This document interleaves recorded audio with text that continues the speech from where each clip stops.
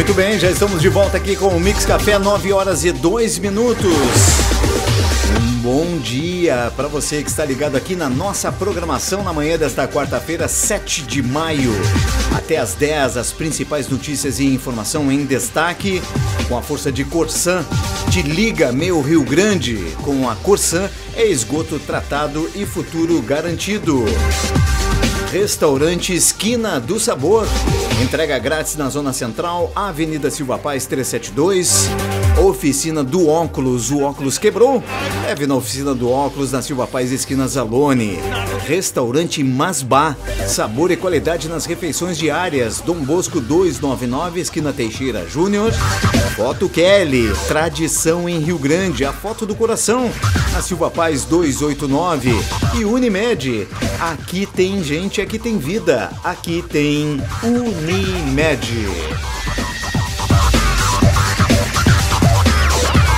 Vamos em frente aqui com o Mix Café.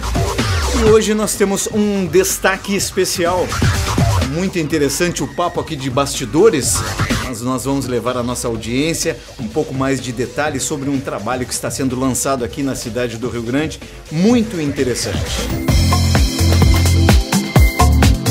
Agora 9 horas e 4 minutos para interagir e participar, 984-19-1906 é o nosso WhatsApp. Pode também fazer sua pergunta para o nosso entrevistado de hoje, que é o Cristiano Landgraf. Os artefatos arqueológicos nos dizem muito, ao contrário do que muitos podem pensar. Um simples caco de cerâmica, de louça, um pedaço de metal, de vidro, um fragmento de osso humano ou animal, entre outros, nos fazem compreender práticas do cotidiano de uma família, de uma vila, de uma cidade ou de uma sociedade inteira. Está sendo lançado aqui o Quilombo do Negro Lucas, uma luta e resistência na fronteira meridional do Brasil. E agora quem nos traz mais detalhes e informações, Franco Magroski, é o nosso convidado, o Cristiano Landgraf. Bom dia, Cristiano, e obrigado por estar aqui junto conosco. Bom dia aos ouvintes. Quero agradecer a vocês, a rádio aqui, por ter a oportunidade de apresentar esse trabalho, que é o meu primeiro livro, né? Um projeto de pesquisa, e agradecer a oportunidade. Cristiano, tu é bacharel em arqueologia pela FURG, né? Uhum. E aí tô vendo aqui que tu coordenou o projeto Luta e Resistência na Fronteira Meridional do Brasil, Quilombo do Negro Lucas. Daí que surgiu aqui no teu projeto que surgiu.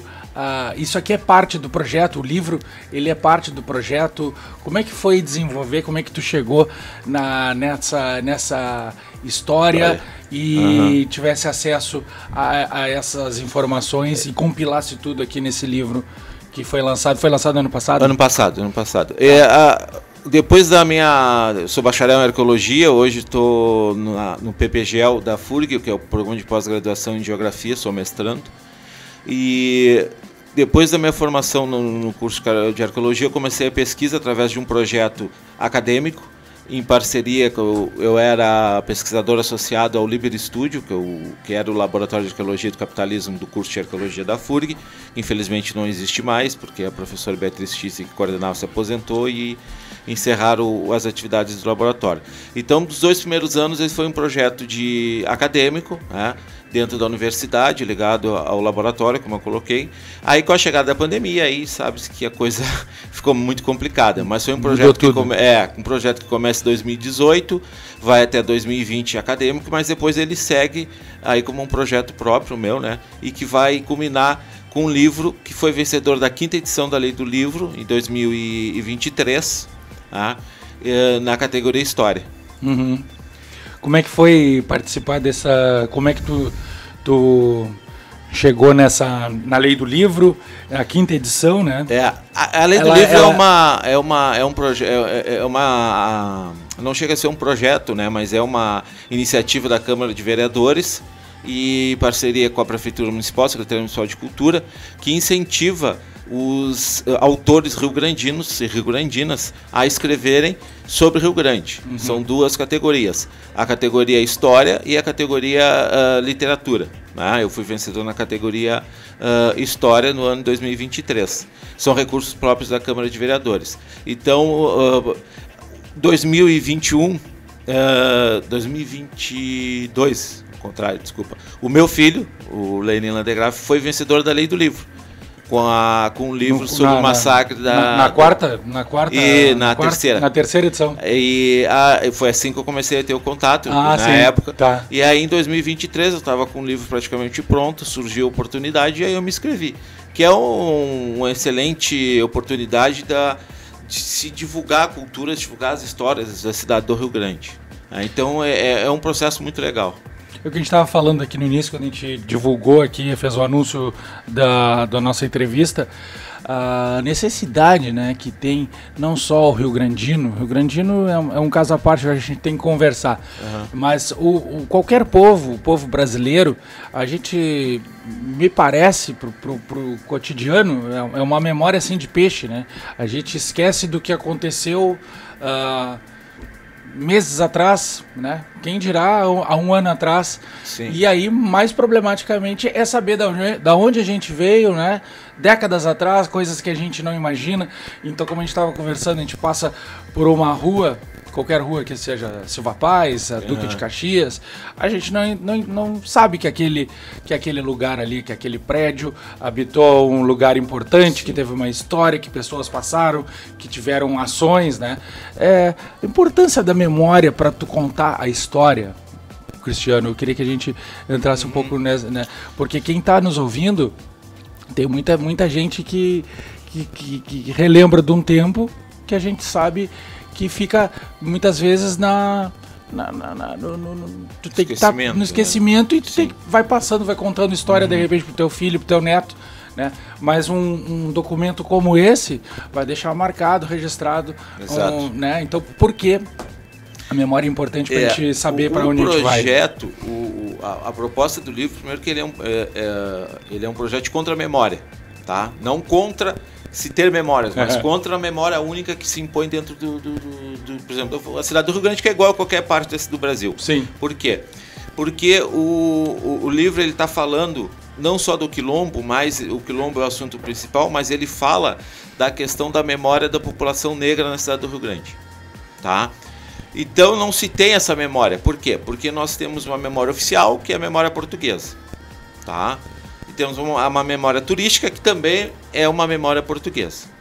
Ora, temos origem portuguesa, obviamente, isso não se tem como discutir, mas nós temos outras memórias. E a partir do momento que tu tem outras memórias, elas têm que ser compartilhadas. Por quê? Porque tu precisa entender a tua realidade a partir do que se passou, ou seja, o passado. Né? Entender por que acontece isso, por que a cidade é assim, por que aquela rua está assim, etc. Tudo isso é parte de uma questão de identidade. Então, por isso a memória é fundamental. Nós somos todos da mesma espécie, Homo sapiens, seres humanos, mas nós temos origens diferentes. Né? Então, por isso a memória é fundamental, porque na realidade são as histórias que nos unem, que unem o ser humano. Né? A nossa cultura, a nossa língua, as nossas características, desde a gastronomia, em geral. Hábitos gerais. Então a memória é fundamental para nós entendermos o presente, né? Entendemos o que está acontecendo e aquela questão de identidade, né? De pertencimento da cidade, do teu grupo social, da tua sociedade em geral. Então, por isso que o trabalho ele parte dessa questão de memória. Tanto que eu tenho, até tu acessou, eu tenho um canal Memórias Esquecidas. Sim. No YouTube, né? Que é Memórias Esquecidas Arqueologia, que ele fala exatamente de memórias e de histórias pouco conhecidas da população rio-grandina, mas que são fundamentais para a própria existência da comunidade, da cidade. Agora tu falou em contra-memória, é óbvio, é uma memória que é a contra-memória da memória hegemônica. Exatamente. Ou seja, agora eu estou tentando me lembrar de uma série que tem na Netflix, que ele fala, a pessoa fala assim, pergunta para o ator, né, um ator negro, e pergunta assim, qual é a tua origem?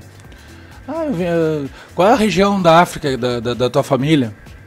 Qual é a tribo? Qual é o teu bom, sobrenome já é óbvio que ele já teria sido, né, da região que ele morava nos Estados Unidos lá. Aí ele chegou assim, cara, mas eu fui escravizado. A minha família veio embaixo de um navio, chegamos aqui, que memória que eu vou ter, né, sendo escravizado, sendo, né, com um cotidiano, né, acorrentado e um trabalho forçado. Então, acredito que seja muito isso, né, que memória que esse certo núcleo de negros aqui da cidade, Pelotas e Rio Grande, que tem uma das maiores concentrações da população negra do Rio Grande do Sul, principalmente, né? Como trazer essa memória, né? Resgatar essa memória, né, Cristiano? A grande questão, principalmente aí entrando na questão da escravização, é que tudo isso de memória, ela parte de um projeto de elite. As sociedades, nós somos divididos em classes sociais, temos as elites, que para dominar elas, uma das primeiras coisas que fazem é acabar com a tua memória e a tua identidade. Uhum. E no processo de escravização contra a população negra foi isso, né? Obrigar a se converter, né, ao cristianismo, obrigar a seguir as leis culturais, etc, etc. Isso foi uma imposição à população negra. E o livro trata disso também. E trata da questão do cotidiano dessa população negra na cidade do Rio Grande e a grande e fundamental importância da sociedade, da população negra para a formação da cidade. A cidade, assim como o Brasil, se desenvolve com base no processo de escravidão, na mão de obra escrava, né? Então tu vai procurar aqui em Rio Grande coisas que levam ao elemento cultural e a contribuição africana, afrodescendente para o Brasil, tu não vai encontrar. Porque isso é um projeto também de sociedade. Né? Apagar essa memória e dizer assim, nós temos uma origem portuguesa, porque se não fosse os portugueses, nada existia aqui. Pera lá, nós temos aqui os africanos que foram trazidos, né? Os sequestrados, trazidos trabalhar aqui. Nós tínhamos indígenas que já estavam aqui, que foram exterminados em todo o país, né? Depois nós temos a população que vem para basicamente trabalhar nas indústrias que se desenvolvem em Rio Grande, que aí vem italianos, alemães, poloneses, e aí tu vai encontrar uma série, né? E tu tinha a própria população local. Então essa memória é muitas vezes falada e dita com base nas elites. Vou dar um exemplo, Rengatz. Todo mundo fala da Rengatz.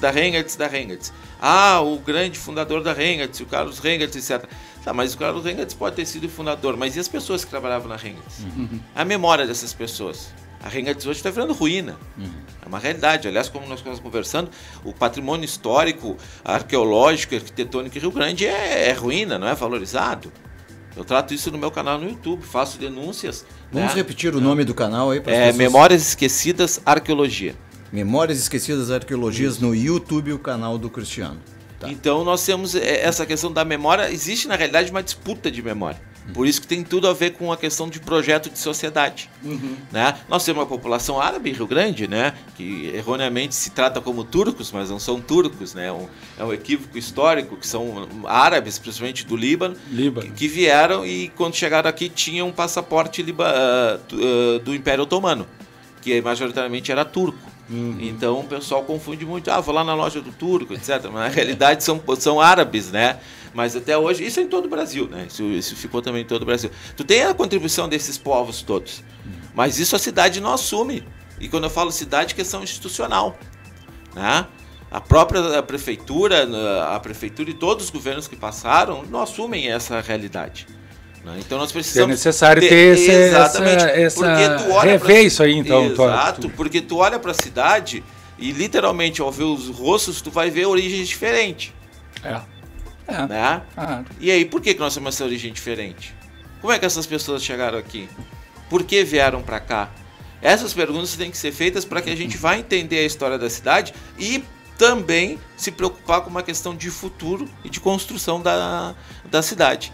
né? Que hoje nós sabemos, a cidade vive crise desde o fim do Polo Naval, uma crise que se agrava. E se tu vai ver na história da cidade do Rio Grande, isso infelizmente é normal. É ciclos. É um ciclo, né? Ciclos econômicos. E o primeiro grande ciclo econômico no Rio Grande do Sul, no Rio Grande, é o das charqueadas, que usava o quê? Mão de obra escravizada.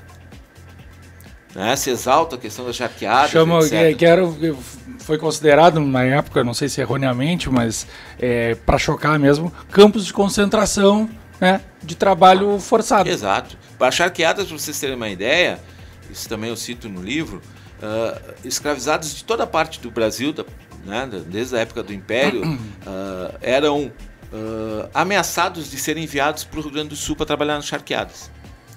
Tipo, se tu não te comportar, tu vai para charqueadas no Sul. Por quê? Porque o tempo médio de vida de um escravizado nas charqueadas era 5 anos. Era 5 anos, porque o trabalho era totalmente insalubre. Brutal. Exatamente. E também tem um outro equívoco que achava, o charqueador, o cara vivia... Não, ele não vivia nas charqueadas. Sabe por que ele não vivia nas charqueadas? Porque era insalubre, né? E ele só ia na época onde não tinha o abate dos animais. Porque os animais eram abatidos a campo, era charqueado, né? Era feito charque, era carneado, depois coloca-se o sal, e tu imagina isso tudo a campo. Imagina isso, as moscas que estavam as ali. As tripas, né? Então, o charqueador, o dono da charqueada, ele ia só nessa época que não tinha o abate. Mas o escravizado trabalhava o ano inteiro lá. E eles não aguentavam, porque é totalmente brutal. É coisas assim que as pessoas não têm ideia de como a nossa sociedade se formou. E isso explica muito, por exemplo, hoje da questão do racismo. Vem no livro. Vem também esse episódio também no livro. Porque ele trabalha assim, eu trabalho a história do Rio Grande, mas numa visão da população africana afrodescendente. Né? Sim. Contando como era o mundo, com os trabalhos. O livro também fala dos nascimentos, nomes, causas morte. Eu trago um pouco dessa memória da população negra para que seja compartilhado com as pessoas.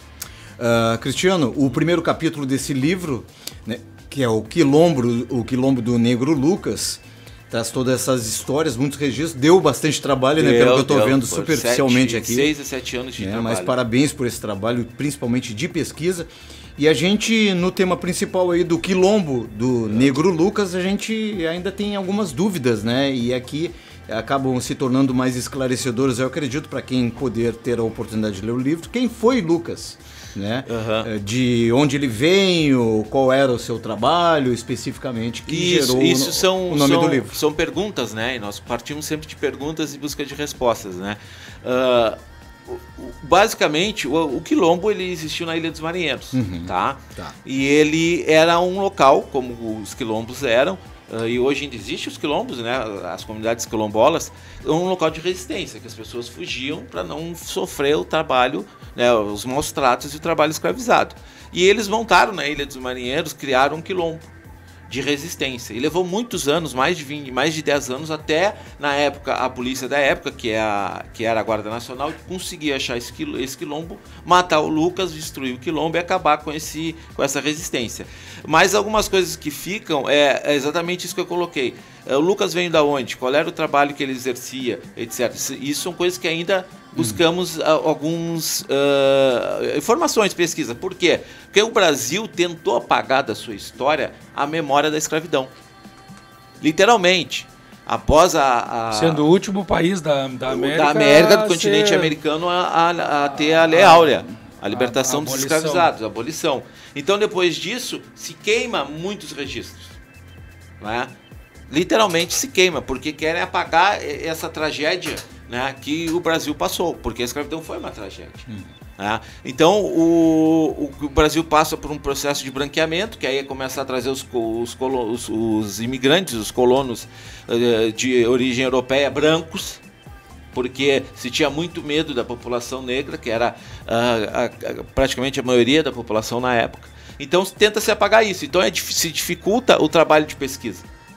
É muito difícil tu fazer uma pesquisa histórica sobre isso em documentos. Então a arqueologia, ela também faz a pesquisa histórica, mas ela vai para a parte mais prática da questão da arqueologia, da escavação, de interpretar objetos, como tu leu no início, etc. Nós conseguimos a partir desse trabalho. Então é extremamente importante continuar a pesquisa, continuar o trabalho e mostrar que as diferenças que existem na realidade são diferenças sociais. Né? Porque não são diferenças raciais, até porque não existe raça. Isso é uma invenção para justificar a escravidão que existiu no Brasil. Nós somos seres humanos todos iguais. O que muda é a nossa cultura, a nossa etnia, que vai levar a melanina, que é a questão da proteção do corpo em relação ao sol. Então, tu vai procurar na ciência, tu não vai encontrar a definição de raça porque não existe. Então, fala-se em racismo porque foi uma invenção europeia para justificar a escravidão. Assim como eles fizeram com os indígenas, que eles começaram no Brasil a escravidão indígena, e depois trazem a população negra, até porque eles começam com o processo de genocídio da população indígena também. Então, aí é que vai a questão da memória. Nós sabemos o que está acontecendo. Né? E assim, ó, uma coisinha bem interessante, na Ilha dos Marinheiros, tu vai encontrar... Ainda tem resquícios?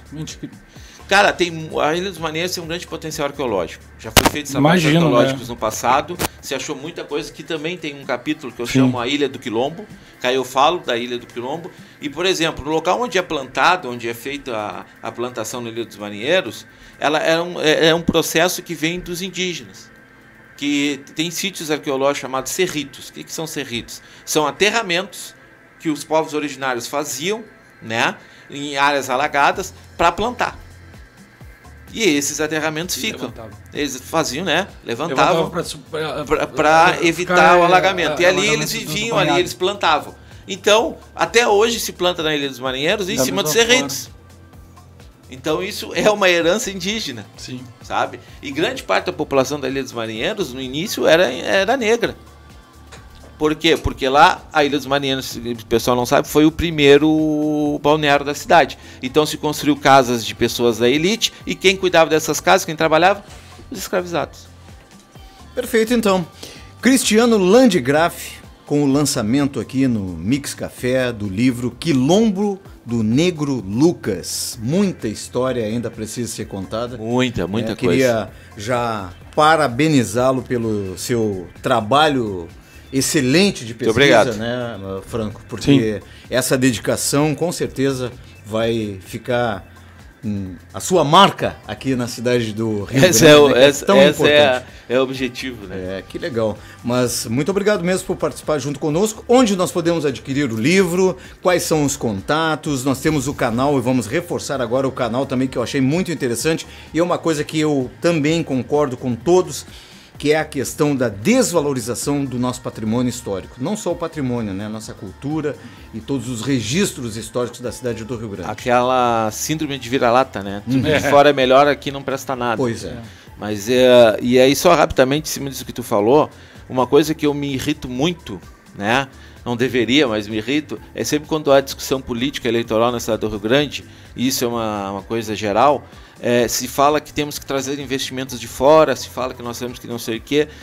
Tudo bem, não vou discordar disso, desde que seja algo bom para a cidade, para a população. Mas por que também não se trabalha as questões locais? Nós já fomos um polo de pesca, porque não temos projetos de recuperar isso. O turismo cultural é uma coisa que existe no mundo inteiro.